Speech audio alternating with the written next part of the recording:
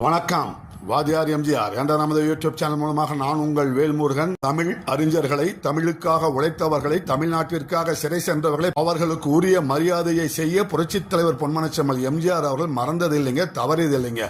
அதுபோல்தான் மரியாதைக்குரிய நம் இந்திய நாட்டின் விடுதலைக்கு போராடிய சுதந்திர போராட்ட வீரரும், தமிழ்நாட்டை மீட்டெடுக்க வேண்டும், திருத்தணியை நம் தமிழ்நாட்டோடு இணைப்பதற்காக, தமிழ்நாட்டை காப்பதற்காக தலை கொடுக்கவும் தயார் என்று கூறிய மாப்போசி அவர்கள் சட்ட மேலவையினுடைய தலைவராக இருந்தார். அவருக்கு 83வது பிறந்தநாள் விழாவினை புரட்சித் தலைவர் பொன்மனச்செம்மல் எம்ஜிஆர் அவர்கள் தலைமையிலே ஏவிஎம் ராஜேஸ்வரி திருமண மண்டபத்தில் நடந்ததுங்க. பல்வேறு தமிழ் அறிஞர்களும் அரசியல் தலைவர்களும் மாப்போசி அவர்களை பாராட்டி பேசினார்கள். விழாவில் புரட்சித் தலைவர் பொன்மனச்செம்மல் எம்ஜிஆர் அவர்கள் மாப்போசி அவர்களின் 83வது வயதை குறிப்பிடும் வகையில் 83,000 ரூபாய் ரொக்கத்தை நிதியாக வழங்கினார். நிதியை பெற்றுக்கொண்ட மரியாதைக்குரிய மாப்போசி அவர்கள் கூறினார், அடடா, எனக்கு 100 வயது ஆகாமல் போய்விட்டதே என்று கூற, புரட்சித் தலைவர் பொன்மனச்செம்மல் எம்ஜிஆர் அவர்கள் என்ன சொல்றீங்க என்று கேட்க, இல்ல, எனக்கு 100 வயசு ஆயிருந்தா 1 லட்சம் ரூபாயை வழங்கி இருப்பீர்களே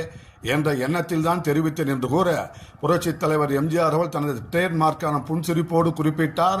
அதனால் என்ன, உங்களுக்கு 100 வயசு வரட்டும், அதை மிக சிறப்பாகவும் நீங்க விரும்பியது போலவும் கொண்டாடி விடுவோம் என்று உறுதி கொடுத்தார். இந்த காலகட்டத்தில் 1000 ரூபாய் என்பதே மிகப்பெரிய விஷயம்.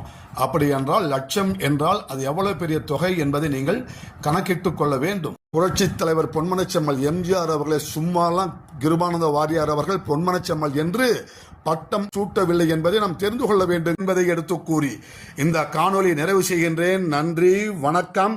வாழ்க தமிழ், வெல்க அனைத்து இந்திய அண்ணா திராவிட முன்னேற்ற கழகம்.